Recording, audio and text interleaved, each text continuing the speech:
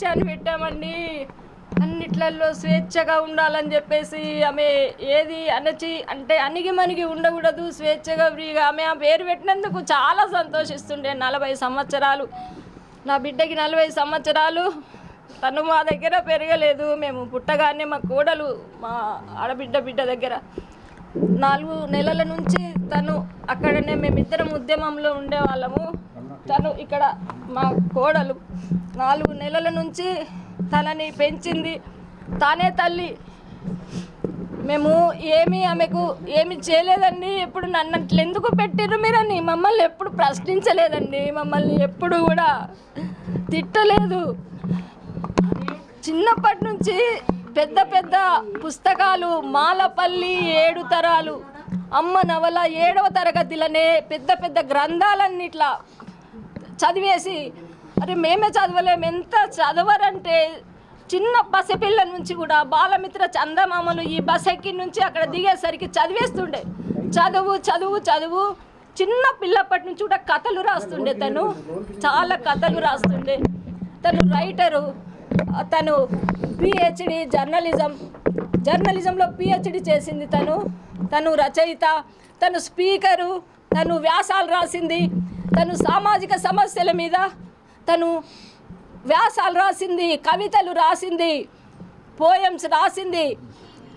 తను ఎక్కడ యూనివర్సిటీలో తన సెమినార్ అంటే ఎంతమంది విద్యార్థులు ఆమెకు ఎంత అభిమానము. ఆమె స్పీచ్ అంటే చాలామందికి అభిమానము. ఎక్కడ మీటింగ్లైనా ఎంత బాగా మాట్లాడుతుంది అనేది గొప్ప స్పీకర్ అండి. ఆమెకు కౌన్సిలర్. అందరి సమస్యలకు పరిష్కారం చెప్పేది.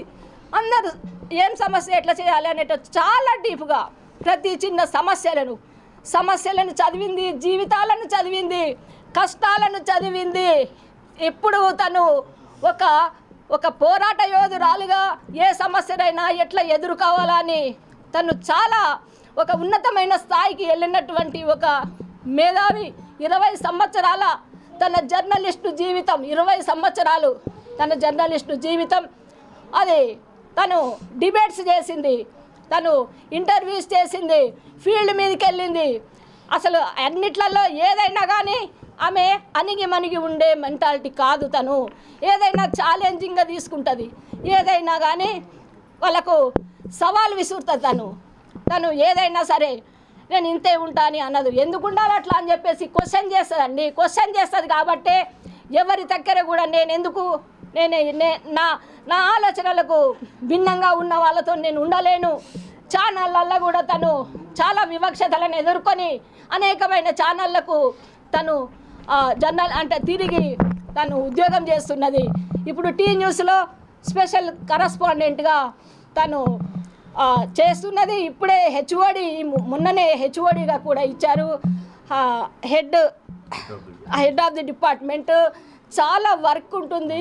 అందరికి షిఫ్ట్లు వేయాలి. నాకు నిద్ర లేదమ్మా, అలసట బాగా అవుతున్నది, నాకు అలసిపోతున్నా, నీకు మెసేజ్ పెట్టడానికి ఫోన్లు చేయడానికి టైం లేదమ్మా అని చెప్పింది.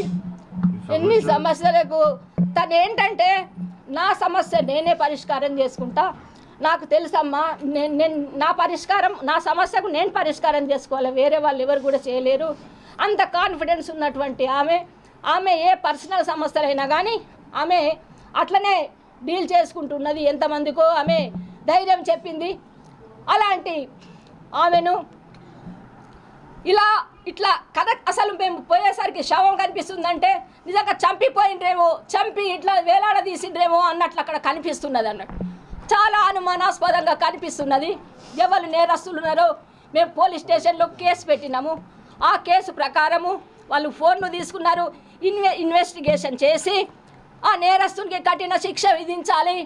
ఇంకా ఏ మహిళలు కూడా ఇలాంటి దానికి గురి కాకుండా ఉండేటట్టు మోసకారులు ఎట్లా మహిళలను ఏ రకంగా మోసం చేయవచ్చు అనేటటువంటి మోసకారులు కూడా ఈ సమాజంలో ఉన్నారు. అలాంటి అంటే ఆమె ఎంత ధైర్యం ఉన్నామే, ఆమె ఎంత అంటే నిజంగానే ఆమెను చంపి ఉరేసి ఇంకా ఏ డోర్ల నుంచి ఎన్ని రోజుల నుంచి ఏమి ప్లాన్లు వేసుకొని ఏమి జరుగుతున్నాయో చాలా అనుమానాస్పదంగా అక్కడ కనిపించింది. అది అందుకోసం మీరు నేరస్తులను శిక్షించాలి, ఇన్వెస్టిగేషన్ వాళ్ళు చేసి తొందరగా నేరస్తులను శిక్షించాలని మేము కోరుకుంటున్నాం. చివరిగా మీతో ఎప్పుడు మాట్లాడారు? నిన్న మార్నింగ్ మాట్లాడిందండి. పాపకి స్కూల్కి బ్రేక్ఫాస్ట్ కోసము పాపకి ఇక్కడ మా గ్యాస్ మంట మండింది. మా గ్యాస్ అది మొత్తం స్టవ్, అందుకోసము అది ఇంకా బేబీ ఇట్లా అయిపోయిందంటే, సరే మీరు అది ఆఫ్ చేయండి, మీరేం చేయొద్దు, హోటల్కి వెళ్ళి పార్సల్ తెచ్చుకొని పాప స్కూల్కి వెళ్ళిపోతుంది, మీరు అసలే మెకానిక్ వచ్చినాక తర్వాతనే మీరు అది చేయండి, మీరేం ముట్టొద్దు, మీరు జాగ్రత్తగా ఉండండి అని మాట్లాడింది పొద్దున. మళ్ళీ మధ్యాహ్నం మెకానిక్ వచ్చి చేసిపోయినాక నేను జిమ్ము అక్కడ పార్క్కి పోయేసి వచ్చినా ఇట్లా అయిపోయింది, బాగా అయిపోయింది బేబీ అని మెసేజ్ పెట్టినా ఓకే అని పెట్టింది అంతే. ఎందుకంటే తనకు అన్ని ఫోన్లు బిజీ ఉంటుంది, చదువుతుంది అని నేను ఊరికే డిస్టర్బ్ చేయను, ఫోన్లు చేసి మెసేజ్ మాత్రమే పెడతాను. తను పాప కూడా స్కూల్కి పోయింది. స్కూల్ నుంచి మా హస్బెండ్ వాళ్ళ తాతయ్య తీసుకొచ్చిండు, స్టేషనరీ సామాను కొనిచ్చి. అప్పుడు కూడా అమ్మాయి స్కూల్కి వెళ్ళి వచ్చినాక అమ్మ నేను ఇక్కడికి వచ్చిన రామ్నగర్ అని కాల్ చేసింది. సరే తాతయ్య వచ్చిండంటే వచ్చిండు, నేను స్టేషనరీ తీసుకొని వస్తా అంటే సరే బేటా అని చెప్పింది. అదే అమ్మ రొట్టెలు ఎందుకమ్మా అంటే సరే రేపు మంచిగా మనం స్పెషల్ తెప్పించుకొని తిందాం బేటా అని కూడా తను చెప్పిందట పాపతోని. 4 గంటలకి పాపతోని కూడా ఫోన్లో మాట్లాడింది. మేము అనుమానాలు ఏదున్నా అక్కడ పోలీస్ స్టేషన్లో పెట్టామండి. దయచేసి మీరు పోలీస్ స్టేషన్కి వెళ్ళి మేమేం పెట్టినామో అక్కడ మీరు చూసుకోండి దయచేసి.